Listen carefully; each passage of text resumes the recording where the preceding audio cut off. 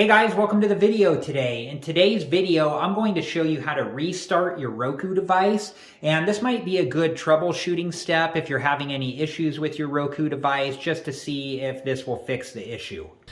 So we're currently on the home screen. And I'm just going to hold the remote right about here so you can see what I'm doing as we go.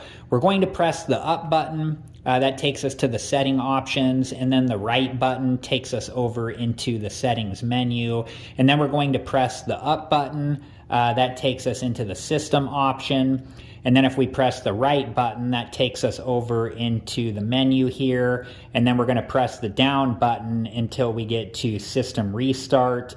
And then from here, you can press the right button. And once restart is highlighted there, you can press the OK button and that will restart your Roku device. So I hope this video has been helpful and thank you so much for watching. I do have other Roku device videos that I'll link in a playlist at the end of this video. And if you're interested and have time, please check that playlist out. Thanks again for watching. Please like, subscribe, and comment, and I hope to see you guys in the next video. Have a good one.